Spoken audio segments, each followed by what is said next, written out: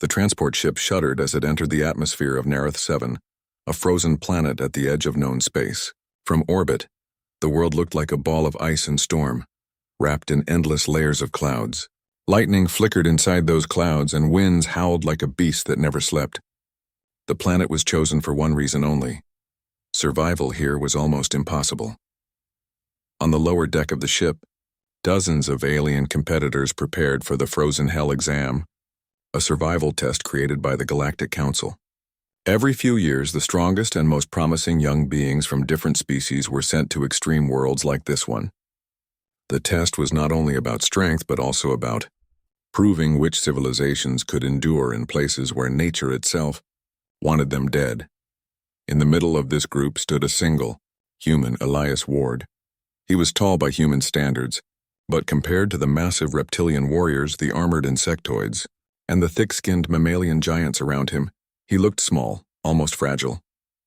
His breath misted in the cold air of the ship's bay as he adjusted the straps of his survival pack. Most of the aliens ignored him. Some looked at him with open amusement. A Tovrak, a scaled creature with claws like knives, laughed when he saw Elias. "Human, here, you will not last a single night. Your species needs fire for warmth. There is no fire here, only death." Elias did not answer. He had learned long ago that words meant little in places where action decided everything. Instead, he kept checking his gear: a thermal blanket, a few chemical heat packs, a small knife, and a ration box. Compared to the heavy armor and advanced tools the aliens carried, his equipment looked like a joke. The ship's loudspeaker roared, "Attention, competitors.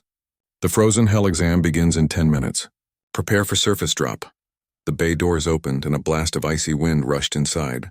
Even through the ship's heating systems, the cold felt sharp, cutting into skin and bone. Outside, the white surface of Nareth 7 stretched endlessly, broken only by jagged mountains of ice. Storm clouds churned above and flakes of snow spun like knives in the air. One by one, the competitors jumped down. Some used jetpacks, others used natural wings, and some simply leaped with their powerful legs. Elias stepped onto the metal ramp and looked out. His heart beat fast, but not from fear. This was what he came for. Humans were not the strongest, but they had something else. He would show them. He jumped. The cold hit him instantly. His visor frosted over and his gloves stiffened. His boots sank into snow so deep that it reached his knees. The ground shook under the endless roar of wind. Elias pulled his scarf tighter around his face and took his first steps on Nareth 7. The competitors spread out quickly. The reptilian warriors marched in groups, using their claws to cut through ice. The insectoids dug shallow pits to shield themselves from the wind. The mammalian giants gathered, their thick fur giving them some comfort against the biting cold. They all moved with confidence as if their natural strength was enough. Elias did not join them. He walked in the opposite direction, toward a ridge of ice-covered rocks. His eyes scanned the land carefully. Every movement was measured, every step thought out. He knew this exam was not about looking powerful. It was about lasting longer than the storm. The cold grew worse by the hour. The temperature dropped so low that even some aliens began to shiver. They were still proud, still unwilling to admit weakness, but Elias noticed their movements slowing. He himself felt his muscles stiffen, but he forced himself onward, searching for cover. At the base of the ridge, he found what he was looking for: a small hollow in the rock wall, half buried by snow. It was not much, but it was a start. He began digging with his gloved hands, carving out more space, widening the hollow into a shallow cave. His breath came out in clouds, his fingers ached, but he kept going. The wind screamed outside, carrying snow across the plain. From time to time, Elias saw alien figures moving through the storm. They looked bigger than life, but they also looked slower, weaker, as if the cold was claiming them already. Inside his hollow, Elias pulled out his survival pack. He broke open one of the chemical heat packs, shaking it until it began to glow faintly with warmth. He pressed it against the stone wall, and the air around him became slightly less deadly. It was not comfort, it was survival. Night came fast on Nareth 7. The sky turned black and the storm grew even worse. Temperatures dropped to levels no human city on Earth had ever known. Elias sat inside his half-made shelter, wrapped in his blanket, watching the storm outside. Through the swirling snow, he saw movement. A group of insectoids struggled to set up a small energy field, but the wind tore it apart. Sparks flew and the aliens screamed in frustration. A mammalian giant curled into a ball, his thick fur coated in ice. A reptilian warrior stood tall at first, but soon his movements slowed, his claws shaking as frost formed on his body. Elias stayed quiet, watching. He felt pity, but he also knew this was the lesson the exam was meant to teach. Pride and strength meant nothing against the endless cold. Only planning, patience, and adaptation mattered. He closed his eyes and rested, saving his strength. Tomorrow he would begin building something more than a hollow. Tomorrow he would show why humans, though weak in body, always found a way. The exam had only just begun, but already the difference between Elias and the others was clear. They relied on natural power. He relied on thought. In this frozen hell, thought would be the only fire that mattered. The storm never stopped on Nareth 7. It was not like the storms of Earth that came and went. Here the snow and wind seemed endless, as if the sky itself hated life. The sound of the wind was like a scream that never ended, and the air was so cold that even metal cracked if left outside too long. Elias Ward woke on the second morning inside his shallow cave. His body was stiff and his breath had frozen on the edges of his scarf. His fingers ached, even though he had wrapped them carefully in layers of cloth. The chemical heat pack beside him was almost finished, its glow faint and weak, but he was alive, and that was more than he could say for some of the aliens outside. When he crawled to the entrance of his shelter, he saw the white plains stretching in every direction. Here and there, shapes lay half buried in snow. He recognized one of the insectoids, its many arms curled around its body. The creature had tried to dig into the ground, but the ice was too hard. The cold had claimed it during the night. Farther away, a reptilian warrior still stood upright, but only because his body had frozen solid. His claws pointed to the sky, his proud head raised as if he had been challenging the storm even in his last moment. Elias shook his head. Pride had no value here. He turned back to his shelter. The small cave was enough to keep him alive for one night, but it would not last. If he wanted to survive, he needed something better. Something that could trap heat, block wind, and give him a chance to rest without fear of freezing. Elias remembered the training he had studied before the exam. He had read old survival guides from Earth, watched videos of explorers in the Arctic, and practiced making shelters in cold mountains. Humans had lived in frozen lands before, and though they did not have claws or thick hides, they had always found ways to survive. That knowledge would now be his greatest weapon. He began working. First, he searched the ridge for loose stones and broken pieces of metal from the drop pods. Many had landed nearby, scattering fragments across the snow. His gloves grew wet and heavy as he carried each piece back to his cave. He stacked the stones to make a stronger wall, shaping a dome around the hollow. The work was slow, and every trip into the storm cut at his skin like a knife, but he did not stop. Next, he carved blocks of hard snow and ice. He had no shovel, only his knife, but he used it carefully, cutting each block and carrying it back. The dome grew higher. With every layer, the wind outside seemed quieter inside. By the time the weak light of the planet's sun began to fade again, Elias had built a half circle of stone and ice around his cave. It was not yet complete, but it was stronger than before. He crawled inside, lit another heat pack, and watched the frost melt slowly from the walls. For the first time since landing, the air around him felt almost bearable. While Elias worked, the other competitors faced their own struggles. A group of mammalian giants had gathered together in a wide pit they had dug in the snow. At first they had laughed at the storm, boasting that their thick fur and strong bodies were more than enough. But now their fur was coated in layers of ice, and their skin beneath had turned pale. They huddled close, pressing their bodies together for warmth, yet still shivered violently. Their breaths came out in clouds, and their proud voices had fallen silent. The insectoids had tried to use technology. They carried small energy field generators, devices designed to create heat barriers, but the cold drained their power cells faster than expected. One by one, the machines failed, leaving the creatures exposed. Without natural fur or scales, their thin bodies could not endure. Many lay still now, their many eyes frozen shut. Even the reptilians who had mocked Elias before found themselves in trouble. Their scales, so strong in battle, offered little against the wind. They tried to dig tunnels into the snow, but the ice was too solid. Their bodies slowed, their claws stiffened, and their tails dragged in the snow. The storm was not impressed by strength or pride. The storm took without mercy. Inside his growing shelter, Elias listened to the faint howls outside. He felt tired, but his mind stayed sharp. He knew he could not waste time. Each hour mattered. On the third morning, he continued building. He sealed cracks in the wall with packed snow, making the dome tighter. He lined the floor with moss he had discovered under a thin sheet of ice nearby. The moss was not much, but it was alive, and that meant it gave off a little warmth. He spread it carefully, creating a soft layer between himself and the frozen ground. When he sat inside, he noticed the difference. The dome held heat better. His body felt less stiff, his breath less painful. He could survive here, yet survival alone was not enough. He needed to last longer than everyone else. He needed to prove that humans were not weak, that their strength was not in muscle or armor but in thinking differently. On the fourth night, a shadow appeared outside his shelter. Elias heard scraping at the entrance and reached for his knife. But when the shadow crawled inside, he saw it was an alien, one of the smaller mammalians. Its fur was covered in frost and its eyes were dull with exhaustion. The creature made a weak sound, a plea. It had given up pride, seeking warmth where it could.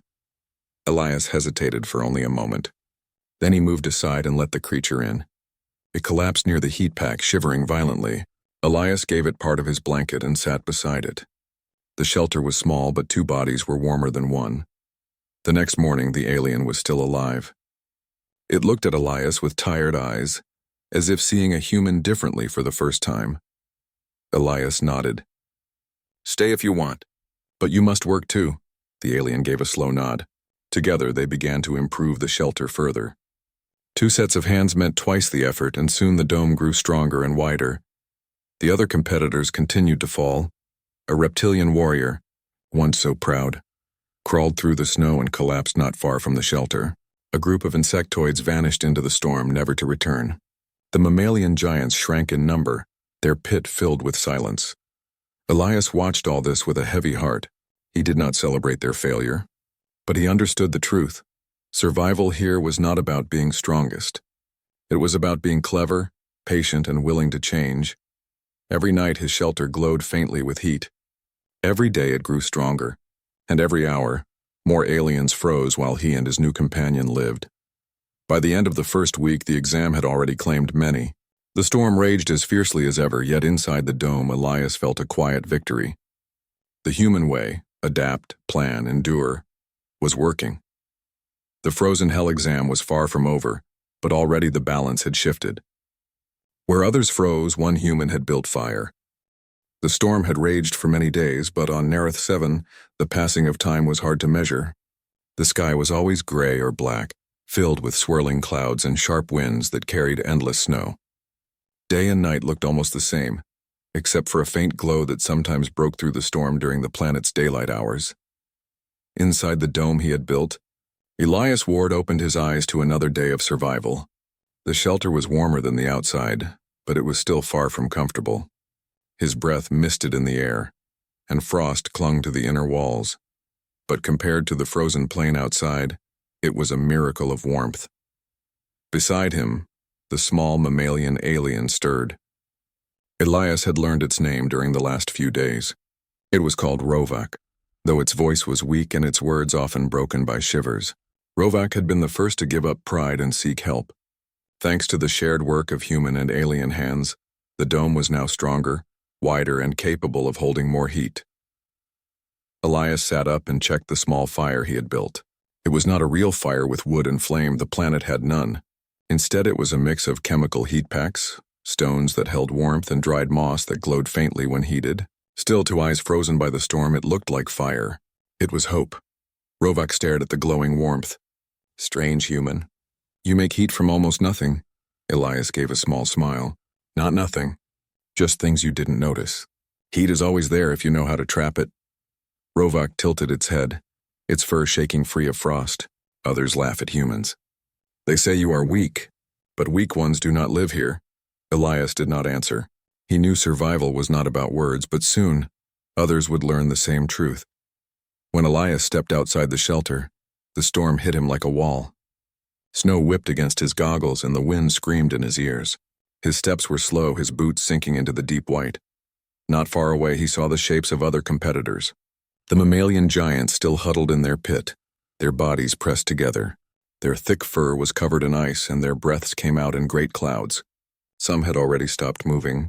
Still, the few alive refused to leave their group, holding to the belief that their natural strength would carry them through. The reptilians struggled nearby. One of them was dragging another by the arm, its claws scraping through snow. Their scales were strong, but frost clung to them like a second skin. They had tried to dig tunnels into the frozen ground, but the ice was harder than steel. Their pride had led them into a trap. The insectoids were almost gone. Their energy shields had failed, and their thin bodies could not endure. Only a handful remained, moving slowly like shadows. Elias turned back to his dome, his heart heavy. He did not wish to see them fall, but he could not force them to accept his way. They had to choose. That evening, the storm grew even worse. The wind howled so loudly that it shook the walls of the shelter. Snow piled high against the dome, burying it deeper into the ridge. Inside, Elias and Rovak worked together, pressing new blocks of ice against the walls, sealing cracks, and feeding the glowing moss with careful heat. The storm outside was like a living thing, a monster with endless power. But inside, the dome glowed faintly, a warm light in the middle of frozen darkness. It was during this night that the first visitors came. At the entrance of the dome, Elias heard scratching. He grabbed his knife, but Rovak shook his head. Not danger. Someone comes. The entrance opened, and 2 reptilians crawled inside. Their scales were dull, their claws shaking. One of them collapsed immediately, too weak to speak. The other looked at Elias with tired eyes, full of pride but also desperation. Human, it hissed. You have warmth. We need. Elias studied them for a moment. These were the same creatures who had mocked him at the start, laughing at the idea of a human surviving here. Now their pride was cracked but not broken. They had come only because death was close. Elias stepped aside. Come in, but you must help us work or you will not last. The reptilian gave a weak nod and pulled its companion closer to the heat. Word spread quickly among the survivors. There was a place where warmth existed, where the cold was kept outside. Some refused to believe it. Others whispered that the human had made a fire, something impossible on this frozen world. The next day, when Elias stepped outside, he saw more aliens watching from a distance. Their eyes were filled with hunger, not for food but for warmth, yet many still refused to move closer. They wait, Rovak said. They think pride is stronger than storm. They think you are trick. Elias looked at the distant shapes. Pride will not save them, but I cannot drag them here. They must choose. The shelter grew crowded in the days that followed. Elias, Rovak, and the reptilians worked together, expanding the dome, carving new rooms into the ice, and adding layers to hold the heat inside. It was no longer just a cave. It was becoming a true shelter, strong and steady against the storm. Still, not everyone joined. The mammalian giants refused to leave their pit, even as their numbers shrank. They growled that their kind had never begged for help and never would. Even when their voices grew weaker and their bodies froze one by one, they stayed where they were. The insectoids, too, were divided. A few crawled toward the dome, begging for entry, but most wandered aimlessly in the snow until the storm silenced them. Elias felt no joy in this. Each time he looked out and saw another shape still and frozen, he felt a weight inside. But he reminded himself this was not cruelty. This was choice. He had offered a way. Pride had refused it. The Galactic Council observers watching from orbit noted everything. They saw how the proud fell one by one, while the humans' small shelter glowed like a beacon. They saw how cooperation, not power, was keeping a few alive while the many perished. They whispered to one another in disbelief. A human, one of the weakest races by physical measure, was proving stronger than species known for their might. On the 10th night, another storm came, fiercer than any before. The wind roared so loudly that it seemed the planet itself wanted to tear apart the dome. Snow piled higher, pressing against the walls. Inside, Elias and the survivors worked without rest, patching cracks, reinforcing the walls, feeding heat to the moss. Outside, the mammalian giants gave their last cries before the storm silenced them. The insectoids disappeared into the snow. Only those inside the dome endured. As the storm raged, Elias stood in the center of the shelter, his face lit by the faint glow of heat. Around him, reptilians, a mammalian, and an insectoid who had joined late all huddled close. Different species, once enemies, now depended on one human's idea. Elias looked at them and spoke quietly. "This shelter is not just for me. It is for all who are willing to live, not just to die with pride. If you work, if you adapt, you will survive. That is the only rule." The aliens listened in silence. Some lowered their heads in respect. Others looked away, ashamed. But none argued. When the storm finally passed, the landscape outside had changed completely.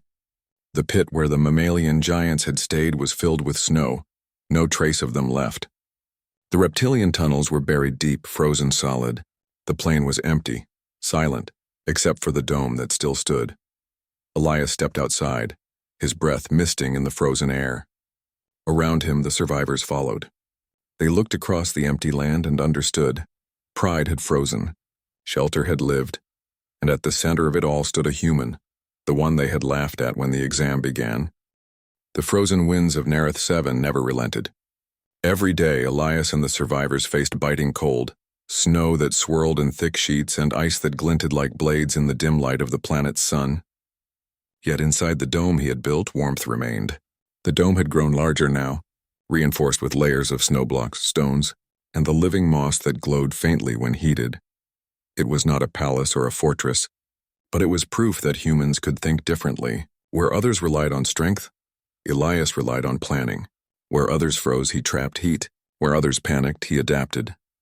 The day began with a survey of the land. Elias stepped outside, his boots sinking into fresh snow. The storm from the previous night had reshaped the plains, leaving ridges and valleys of snow that were both obstacles and cover. He observed carefully, noticing tracks of aliens who had wandered too far in search of warmth. Most of them had disappeared, leaving no trace but frozen marks on the ice. Rovak, the mammalian alien who had first accepted help, waddled beside him.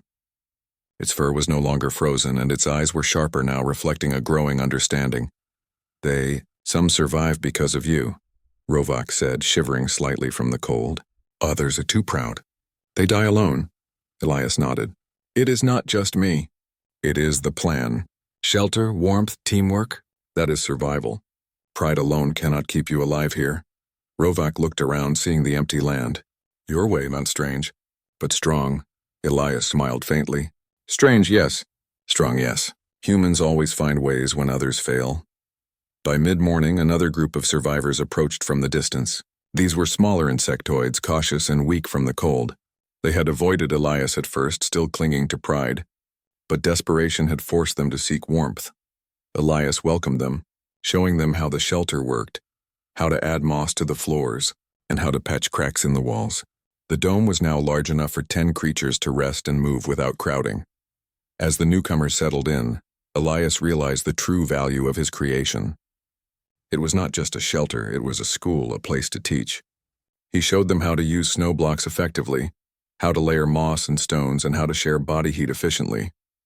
He even devised a small system using heat packs and moss that could be rotated to maintain warmth all night.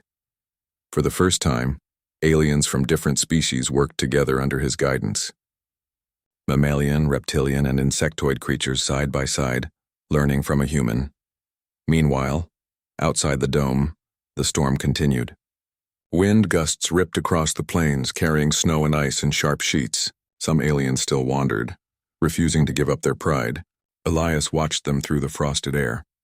One reptilian approached, dragging itself across the snow, its claws useless against the ice. Elias called out to come inside. "You will not survive out there." The alien froze, pride and fear battling within. Its body shivered violently, and for a moment it seemed it might collapse before reaching the dome. Then slowly it inched forward. Elias stepped out and extended a hand. The alien hesitated, then grasped it. Together they entered the warmth of the dome. Inside, the reptilian looked around amazed. "You survive." "How?" Elias shrugged. "Not by strength. By thinking. By adapting. By not letting pride rule." The lesson sank in, even though the alien did not say so. Its scales were dull, but its eyes began to reflect understanding. Over the next few days, Elias's ingenuity became more than survival. It became leadership. He created compartments inside the dome. One for rest, one for heat packs, one for storing moss. and one small workshop for repairing whatever technology the aliens could salvage. Even weak tools could be reinforced with ice and stone, a simple but effective innovation. The warmth inside the dome was steady. Snow and wind could not penetrate. Each survivor contributed: moss collection, packing snow blocks, feeding heat packs, and cleaning the dome. Elias guided them, not as a master but as someone who knew how to think under pressure. Outside, the storm continued to claim those who refused help. The mammalian giants who had stayed in their pit had vanished. Only frozen shapes remained. The insectoids who had refused cooperation were now barely moving, trapped in frost. The reptilians who mocked Elias earlier were now humbled, some even kneeling to accept help. The Galactic Council observers were astonished. They had expected the human to fail within the first few days, yet here he was, alive and strong. Not only that, but he was keeping others alive, proving that intelligence and creativity were stronger than brute force. From orbit, the observers whispered among themselves, "The human, it is not the strongest, but it endures where the mighty fail." Another replied, "Survival is not only muscle or armor. This is remarkable. Perhaps humans, more than we expected." One night the storm was at its fiercest. Wind gusts screamed across the plains, snow hitting the dome walls like hammers. Elias and the survivors huddled inside, tending to the moss and heat packs. Suddenly there was a sound outside, a faint scraping, as though something moved through snow. Everyone froze. Even Rovak's fur bristled. Elias whispered, "Stay calm. Whoever it is, they need help." The scraping grew closer. A small insectoid limped toward the dome, frost covering its thin body. Its antennae drooped, its many legs stiff. Elias opened the entrance and helped it inside. "You help?" the insectoid asked weakly. Elias smiled. "Yes, help is alive. Work with us and you will survive. Refuse and the storm will take you." The insectoid nodded, grateful. Soon more followed. Word spread in the frozen wasteland. The dome became a beacon, a place of warmth and survival. Over time, Elias also began experimenting. He discovered that certain stones retained heat longer. He layered them around the walls. He found small underground streams where heat pockets existed. He dug shallow channels to redirect some of this warmth into the dome. He even found a type of frozen gas that, when contained in small pouches, gave off faint warmth for hours. These inventions amazed the aliens. They had never considered using nature itself as a tool. They had relied on strength, fur, and technology that failed in the cold. Elias taught them to think, not just react. For the first time, species that had only known competition were cooperating under human guidance. They shared ideas, repaired broken equipment, and even suggested improvements. Elias listened, combined their knowledge with his own, and made the shelter stronger each day. Outside, the frozen world was deadly. The storm could kill in minutes if someone was exposed. Yet inside the dome, survival was possible. Even the weaker creatures could endure if they followed the methods Elias had shown. The contrast between inside and outside became a lesson in itself. Outside, pride and strength without thinking meant death. Inside, cooperation, ingenuity, and planning meant life. The Galactic Council observers began to record notes. "This human teaches, it adapts, it survives. The others fall because they refuse to learn." Elias did not boast. He knew survival was never permanent. Tomorrow could bring another storm stronger than before. But for now, warmth was theirs, and that was enough. By the end of the second week, the dome had grown into a proper shelter. Heat was steady. Paths through snow were marked to guide newcomers. Even weak alien technology was repaired and adapted to work with human methods. Elias's ingenuity had turned a small cave into a survival hub. The survivors had changed too. They were no longer arrogant or dismissive. They listened, learned, and worked together. Where humans had only one advantage, thinking, they now guided many to survive. One night, Elias stood in the center of the dome, looking at the faces of the survivors. Reptilian, insectoid, and mammalian alike. All had once doubted him, laughed at him, or scorned him. Yet here they were, alive, because of human thought, human patience, and human ingenuity. Elias spoke softly, but everyone heard. "Strength alone does not win here. Power alone does not keep you alive. Work, plan, adapt, and use your mind. That is the fire that survives where frost wants to destroy." Rovak and the others nodded. understanding more in that moment than they had in years of tribal or military pride. The dome was no longer just a shelter. It was proof. Humans, though weak in body, could outlast the strongest through cleverness, innovation, and cooperation. Outside, the frozen world continued to rage. But inside, warmth and life thrived. Elias's ingenuity had become a beacon of hope. The small glowing dome in the middle of a frozen hell was a testament to human survival. The story of survival was no longer about who was strongest, fastest, or toughest. It was about who could think, adapt, and endure. And in that lesson, humans shone brighter than any species on Nareth 7. The frozen winds of Nareth 7 had been relentless for weeks. Snow whipped across jagged ice plains, and blizzards made visibility almost zero. The cold was more than unbearable, it was deadly. Every creature that dared to face it without preparation risked death within minutes. Inside the dome that Elias had built, warmth lingered. It was a small miracle, a glowing pocket of life in a frozen world that seemed determined to destroy every living being. The dome had grown larger now, reinforced with snow blocks, stones, moss, and the careful system of heat packs Elias had devised. Rovak and the other survivors moved about efficiently. Each had learned the techniques of survival, layering moss and stones, reinforcing walls, managing heat packs, and even conserving energy when the storm outside roared like a beast. The alien survivors had changed. No longer were they arrogant or dismissive. They respected Elias and his methods, realizing that their own strength alone could not have saved them. Elias observed the frozen plain outside. It was quiet now, almost eerily so. The storm had passed temporarily, revealing the results of the weeks of struggle. Here and there, shapes lay still in the snow. The proud mammalian giants who had refused his shelter had vanished, leaving only frozen imprints in the thick snow. The reptilians who mocked him early on had frozen, some halfway across the ice plains. Many insectoids had succumbed, their tiny forms buried beneath drifts of snow. The lesson was clear. Strength without thought meant nothing. "Elias," Rovak said softly.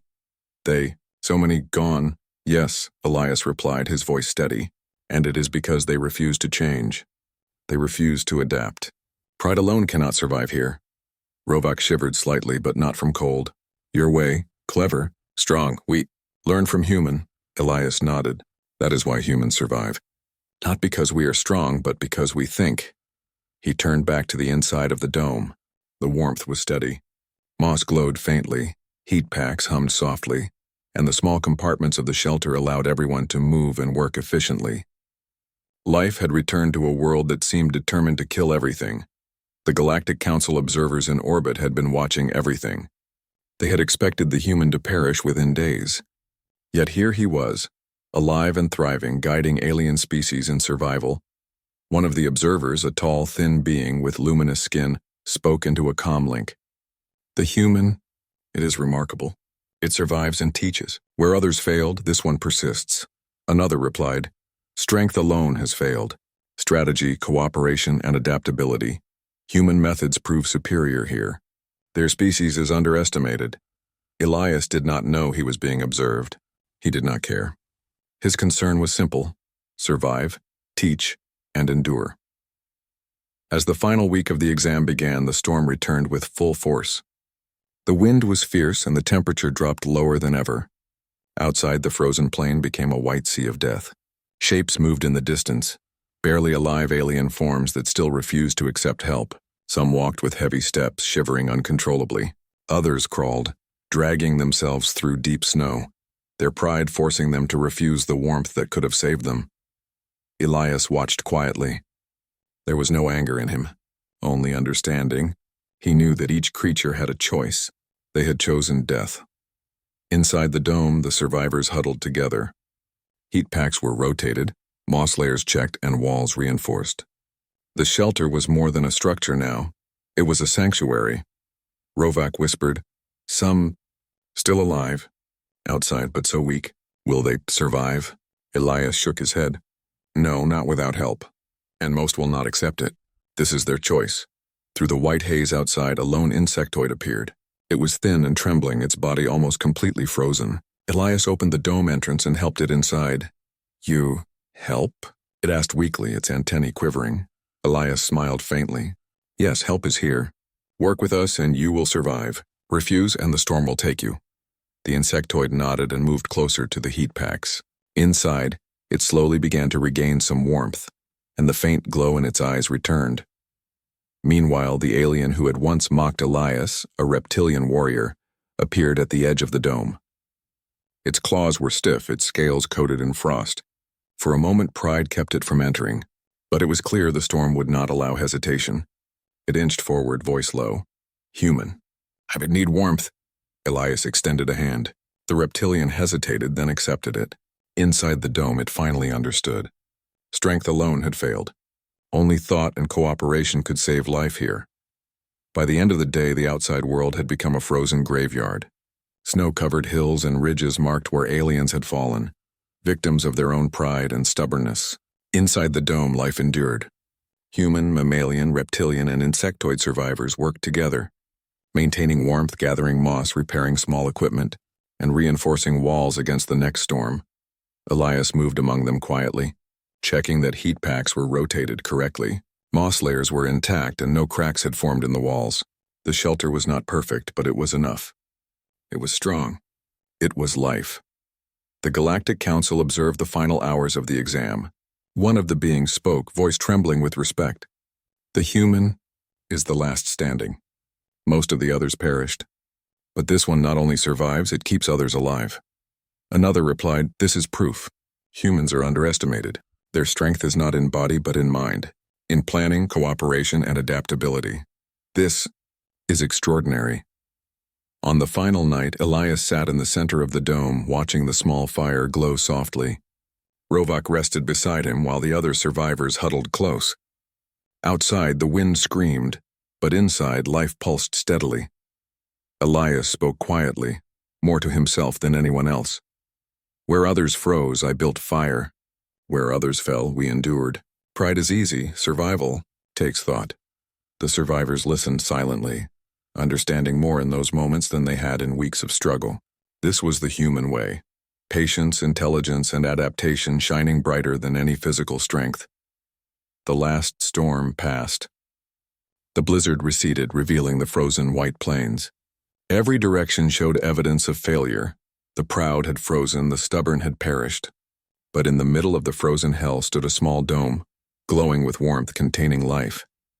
Elias stepped outside, his coat dusted with frost. He took a deep breath of the crisp air, still sharp and cold, yet not deadly. Around him, the survivors followed, their eyes wide with understanding. The alien survivors gazed across the frozen expanse, realizing the truth they had ignored for weeks. Physical strength alone meant nothing in this world. Only those who adapted, who thought, and who worked together could endure.